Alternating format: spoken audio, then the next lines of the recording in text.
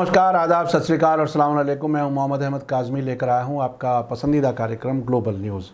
इस वक्त की बड़ी खबर है कि अफ़गानिस्तान में अमेरिका ने अपनी फ़ौजें फिर से वापस भेजने का बहाना बनाना शुरू कर दिया है। मीडिया स्टार वर्ल्ड ने आपको पहले ही बताया था कि सीरिया और इराक़ की तरह अमेरिका फिर से वापस अफ़गानिस्तान में फ़ौजें भेजने के लिए बहाना ज़रूर बनाएगा। अब अमेरिकी सीनेटर लिंडसे ग्रैहम ने बीबीसी से बात करते हुए कहा है कि उनका मानना है कि अमेरिकी फ़ौजी आने वाले वक्त में अफ़गानिस्तान वापस जाएंगे। बीबीसी के हार्ड टॉक प्रोग्राम में बात करते हुए सीनेटर लिंडसे ग्रैहम ने कहा है कि हमें जाना होगा क्योंकि वहाँ टेररिज्म बहुत बड़ा ख़तरा होगा। उन्होंने अफ़गानिस्तान में वापस अलकायदा के पनपने का अंदेशा जाहिर किया है। फॉर्मर प्रेसिडेंट डोनाल्ड ट्रंप के करीबी रहे सीनेटर ग्रैहम ने कहा कि नई तालिबान सरकार में अफ़गानिस्तान शिद्दत पसंद इस्लाम की एक बड़ी जगह बन जाएगा। उन्होंने कहा कि यहाँ पर ट्रंप की गलती या बाइडन की गलती पर बात नहीं करनी चाहिए, बल्कि ये देखना चाहिए कि तालिबान अब नहीं बदला है, वो वही है और उनका नए ज़माने से कोई मेल नहीं है। उन्होंने आगे कहा कि हमें फिर से अफ़गानिस्तान जाना होगा जैसा कि हम इराक़ या सीरिया में गए हैं।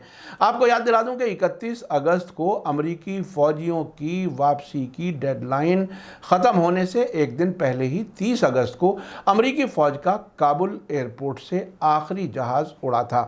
आपको याद दिला दूं कि कुछ दिन पहले हमने तेहरान से सीनियर जर्नलिस्ट हिसामुद्दीन मुहाजिरी से इंटरव्यू किया था। उन्होंने साफ कहा था कि अब अफ़गानिस्तान में टेररिज्म को बढ़ाकर अमेरिका तालिबान की हुकूमत की तरफ से अमेरिकी फ़ौजों को दोबारा बुलाने के लिए इनविटेशन हासिल करके कानूनी बुनियाद बनाकर वहां फिर से फ़ौजें भेजेगा। अब अमेरिका के सीनेटर लिंडसे ग्रैहम ने तकरीबन वही बात कह दी है।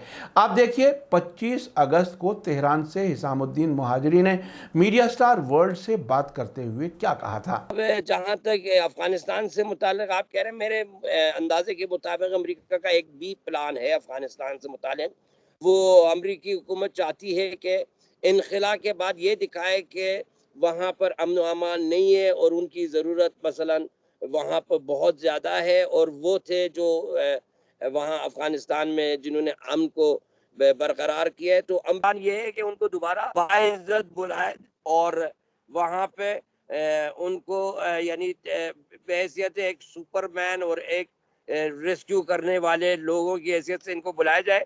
लेकिन इंशाल्लाह लोग जो खित्ते के अवाम हैं वो बहुत। आपको ये भी याद दिला दूं कि अमेरिका की खुफिया एजेंसी CIA के डायरेक्टर विलियम बर्न्स ने तालिबान के काबुल पर कब्जे के महज 9 दिन बाद 24 अगस्त को काबुल में तालिबान लीडर मुल्ला अब्दुल गनी बरादर से खुफिया मुलाकात की थी। सवाल यह है कि अगर तालिबान और अमेरिका एक दूसरे के दुश्मन हैं तो विलियम बर्न्स ने मुल्ला बरादर से आकर खुफिया मुलाकात क्यों की थी और इसमें क्या बातें की थीं। इस मुलाकात के कुछ दिन बाद मुल्ला बरादर के नाम का काबुल में आने वाली हुकूमत के सरबराह के तौर पर ऐलान भी हो गया। CIA डायरेक्टर विलियम बर्न्स की तालिबान लीडर मुल्ला बरादर से मुलाकात के बारे में सीनियर जर्नलिस्ट सईद नकवी ने हाल ही में मीडिया स्टार वर्ल्ड के साथ बात करते हुए क्या कहा, वो भी सुन लीजिए। तालिबान आते 24 तारीख को अगस्त की विलियम बर्न्स जो कि CIA के डायरेक्टर हैं, उनको बाकायदा रिसेप्शन मिलता है और जनाब अब्दुल गनी बरादर उनसे मिलते हैं और कहा जाता सीक्रेट टॉक्स थी। भाई जिसने अब तक आपको समझ आ चुका होगा कि अफगानिस्तान में अमेरिका की क्या साजिश है। एक तरफ प्रेसिडेंट जो बाइडन सभी जंगों से पीछा छुड़ाने की बात कर रहे हैं, लेकिन अब अमेरिका से ही आवाज़ें आने लगी हैं कि अमेरिका को फिर से अफगानिस्तान में फ़ौज भेजनी होगी। क्या अमेरिका में हथियार बनाने वाली लॉबी के दबाव में प्रेसिडेंट जो बाइडन अपना फैसला बदलेंगे, ये एक बड़ा सवाल है। इसका जवाब हमें आने वाला वक्त ही दे सकेगा।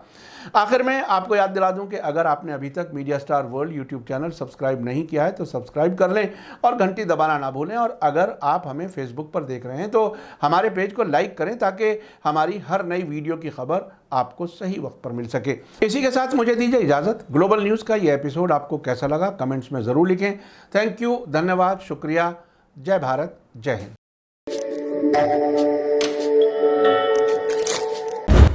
मीडिया स्टार वर्ल्ड के और वीडियो देखने के लिए हमारे चैनल को सब्सक्राइब करें और सीधे नोटिफिकेशन पाने के लिए बेल आइकन दबाएं। और अगर हमारी खबर सच्ची और अच्छी लगे तो अपने व्हाट्सएप, इंस्टाग्राम, फेसबुक और ट्विटर अकाउंट पर ज़रूर शेयर करें।